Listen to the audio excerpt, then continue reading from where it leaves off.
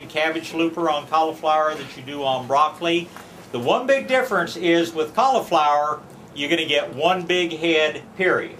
Once you've harvested the head off the cauliflower, pull it up and plant something different. That's all you're going to get out of it. Now, there are a lot of different kinds of cauliflower. There are a lot of different colors of cauliflower out there. The cauliflower that you really don't want is brown cauliflower. And the way you get brown cauliflower is when it starts making that big, beautiful snow white head. If it gets much sun at all on it, it will sunburn. So keep an eye on your cauliflower as it starts to grow. And when you see that little cauliflower head starting to appear right down in the center of the leaves, get yourself some rubber bands, works best, and just take some of the big leaves. You know, those leaves will be twice the size of your hand.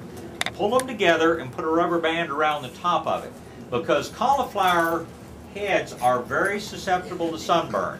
You create your own little shade by just pulling those leaves up over the top and make a natural umbrella out of it.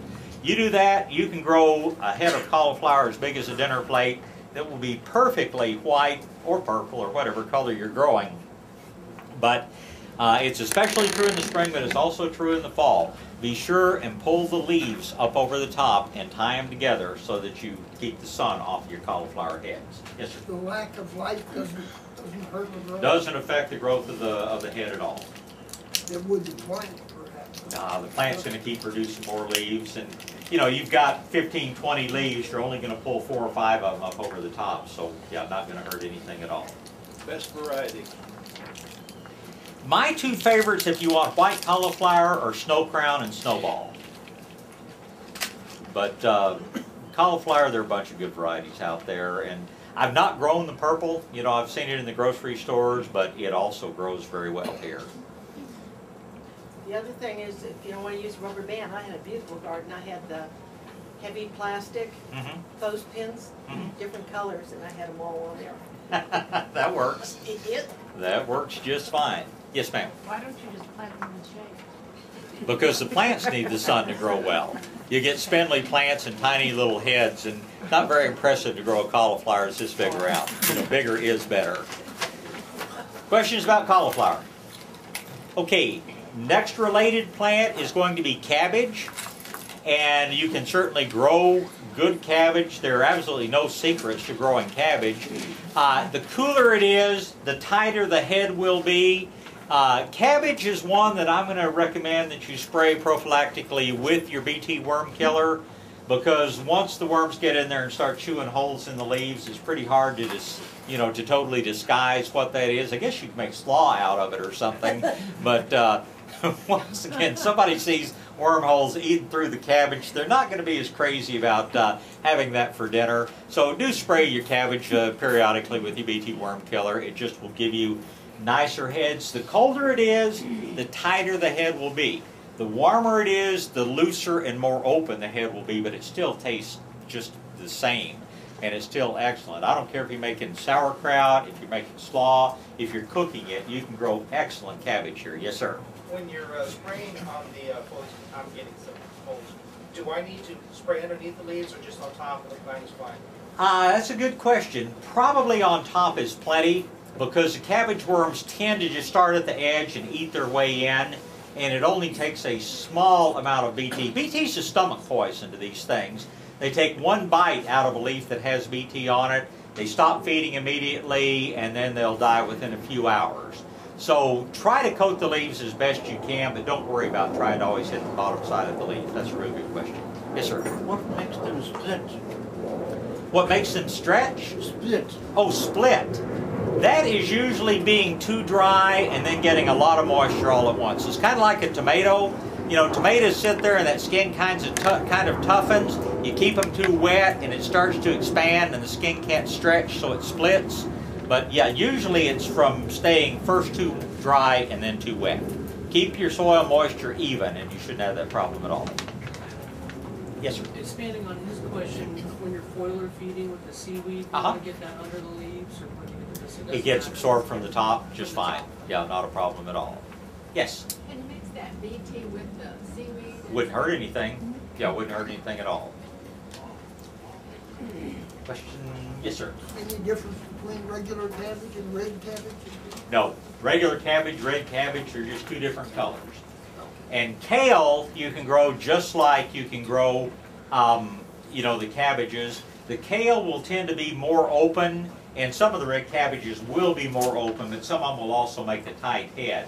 But really, when we talk about lettuce in a minute, you know, I don't like the real head lettuces, just don't grow well here. The leaf lettuces do a whole lot better. So if your cabbage doesn't make a real tight head, those individual leaves are going to be just as tasty and I think prettier in salads than the real tight head is. One other plant in this same, what we call the cole family, is Brussels sprouts. The big difference in Brussels sprouts and broccoli, cauliflower, cabbage, and the others is how long it takes to make anything that you get to eat.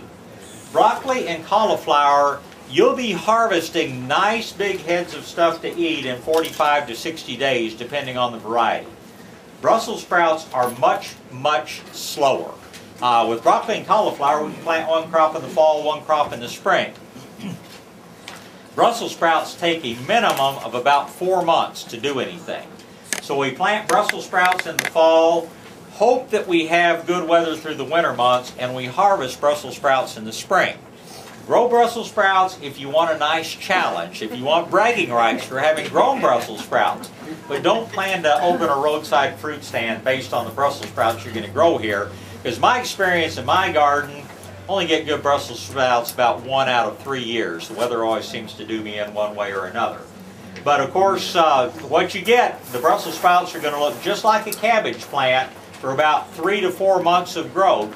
Then all of a sudden, what is actually the seed head starts growing up out through the middle, and it has the little cabbages all up and down it, and that's what you're going to harvest for your Brussels sprouts. But if you plant your Brussels sprouts now, you'll be harvesting Brussels sprouts in February or March.